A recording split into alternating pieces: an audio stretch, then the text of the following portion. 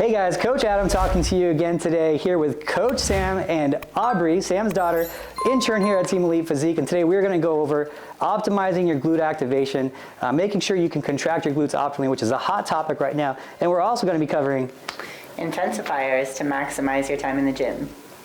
So the first thing I like to do if someone is having problems activating their glutes is make sure they're in the right alignment. I like to stretch the overly tight muscles, and one of the really tight muscles that people don't pay attention to is the psoas muscle here, your hip flexors.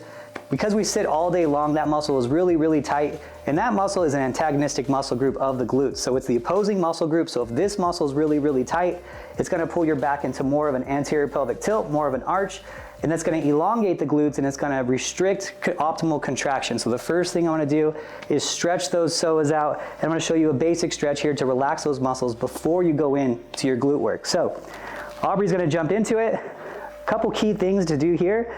Your body is always going to try to find the path of least resistance, and the least resistance path on this means her foot's going to turn over like this, so like that, and a lot of times it'll even lift, it'll elevate and go like this. That makes it a lot easier stretch on your body. So your body's always gonna fight you on this. So make sure this foot is straight ahead and flat on the floor. And now she's going to shove her hips forward and down to stretch this psoas line here.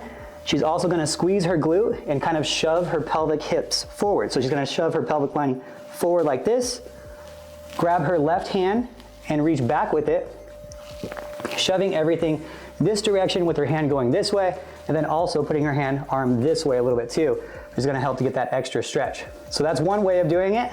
Another way that's going to be a little bit better if you're already really advanced and you can't feel the stretch too much there is going to be on your knees. So go ahead and jump down to your left knee on the floor. Same thing, but you can get a deeper stretch here by leaning forward on that hip and then shoving your hips forward.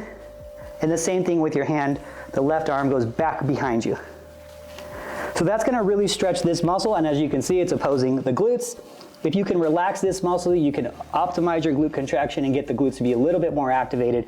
So once we get this stretched, we're gonna jump right into a primer exercise to get those glutes activated. And there's this thing called post-activation potentiation, which is essentially how much your muscles will contract once they've been activated in some capacity. Once you activate them in some capacity, they'll start contracting at a higher rate. So we're gonna optimize that by jumping into some activation exercises before we go into the main exercises. All right, now we're gonna go over a couple of different activation exercises to help warm up the muscle, bring blood flow, and make sure we're getting a good contraction when we move into the primers. So first one that we'll go over are lateral walks, and Aubrey here is just going to go from side to side, staying at about a 45-degree angle with her hips. So we want to be a little bit bent in the knees, push back with her hips toward the wall so that we're keeping the tension in our glutes the entire time. All right, next exercise we're going to go into are just some banded kickbacks, but we're gonna focus a lot on just the on the squeeze at the top of contraction here. So you're gonna see Aubrey kick up and squeeze her glute on each one against the band.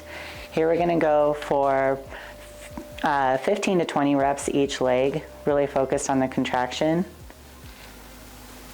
All right, last one we're going to go over are some banded squat pulse reps. So same kind of rep range, want to be about 15 or 20 just with the band. And here you're going to see Aubrey coming down to about 90 degrees with the band sitting back in her hips, keeping the knees out, and coming about 3/4 of the way up, again, keeping that load in her glutes. All right, guys, now we're gonna go over some intensifiers to make these exercises a little bit more intense. So first thing we're gonna go over are some banded hip thrusts. So here you're gonna see Aubrey on the bench and with her shoulders on the pad. Go ahead and get started. Now this whole time she's got her knees driving outwards on the band. So we're adding a little bit of intensity to the glute load here.